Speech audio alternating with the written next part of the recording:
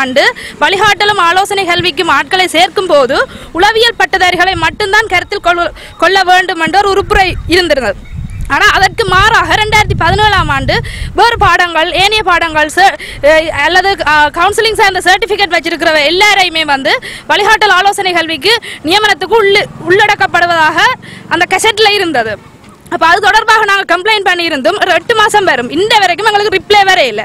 திடீரென்று இப்போ கிட்டடியில் வந்து ஒரு நியூஸ் வந்தது, டீச்சிங்குக்கு வந்து வழிகாட்டலும் ஆலோசனை கல்வியும் ஆசிரியர் அந்த உளவியல் பட்டதாரிகள், அதாவது வழிகாட்டலும் ஆலோசனை கல்வியை தவிர மிச்ச ஏனைய பாடங்களுக்கு வந்து போட்டி பரீட்சை நடத்தப்பட உள்ளதாக.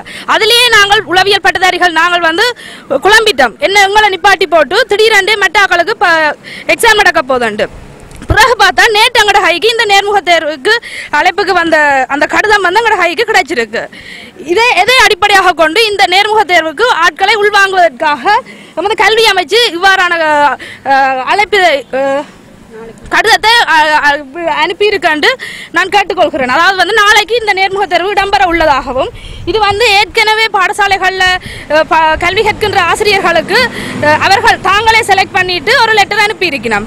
இன்றைய பேப்பரில் பார்த்தோம்னா வழிகாட்டலும் ஆலோசனை கல்வியும் என்றது ஏஎலுக்கு பிறகு கரியர் கைடன்ஸ், அதாவது வந்து தொழில் வழிகாட்டி என்றது தான் வந்து இவர்கள் முன்வைக்கிறார்கள்.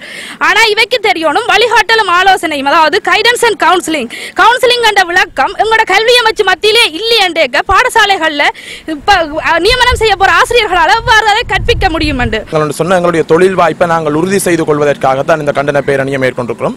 குறிப்பாக இந்த விடயத்தில் நாங்கள் சொல்லிக்கொள்ள விரும்புகிறது, யாருக்கும் வேலை வழங்கப்படுவதை நாங்கள் எதிர்க்கவில்லை. வழங்கப்படுகின்ற வேலை வந்து யதார்த்தமானதாகவும் உரிய தகுதிகளுக்கானதாகவும் இருக்கப்பட வேண்டும். தகுதிகள் அளவு கொள்ளப்படாது அல்ல தகுதிகளை மதிப்பிடாமல் இந்த பதவிகளை வழங்குறதால அந்த பதவி நியமனத்தின் தேவை நிறைவேற்றப்படுமா என்பதுதான் எங்களுடைய கேள்வி. கடந்த வருடம் வந்து இந்த கோல்பணி இருந்த வேல் வந்து 78 வேக்கண்ட், அதுக்கு பிறகு அது நிரப்பப்பட்டு 47 வேக்கண்டாக குறைக்கப்பட்டது. அந்த சந்தர்ப்பத்திலே நாங்கள் இந்த பாடத்துக்காக அப்ளை பண்ணியிருந்த நாங்கள். ஆனால் இந்த 47 வேக்கண்டும் அப்ளை பண்ணப்பட்டிருக்கல சில பாடங்களுக்கு மட்டும் பட்டதாரிகள், அதாவது அந்த தகுதிக்கான பட்டதாரிகளை நியமிக்கும் பொருட்டு நேர்முக தேர்வை மட்டும் வச்சு கொண்டு அந்த பாட பட்டதாரிகள் இணைச்சு அந்த துறைக்கு நியமிச்சிருந்தவேல். ஆனால் இந்த உளவியல் சார்பான விடயங்களில் மட்டுமே இந்த மாதிரியான கவனையின்மையோட செயற்படணும்ன்றது எங்களுக்கு விளங்கல. எங்களுடைய கௌரவ அமைச்சரின் கூற்றின்படி இந்த வழிகாட்டல் ஆலோசனையும் என்றது வந்து ஒரு OLAலுக்கு பிறகு ஒரு தொழில் வழிகாட்டியாத்தான் இருக்கும் என்று சொன்னால் அதுதான் இந்த உளவளத்தலையின் ஊடாக எதிர்பார்க்கப்படுகிறது சொன்னால் அந்த மாதிரியான ஒரு நியமனம் எங்களுக்கு வேண்டாம் என்று தான் நாங்கள் சொல்லுவோம். ஏனென்று சொன்னால் இன்றைக்கு எங்கள் மாணவர்களோட மத்தியில் மன அழுத்தம் அதிகமாக இருக்குது, நெருக்கடிக்கு பிற்பட்ட மனவடு அதிகமாக இருக்குது, பிறழ்வு நடத்தைகள் அதிகமாக இருக்குது, தற்கொலைகள் அதிகமாக இருக்குது. இதே எல்லாத்தையும் ஒரு OLAL படித்த தராதரத்தோடு இருக்கக்கூடியவர்கள் தீர்த்து வைக்க முடியுமா?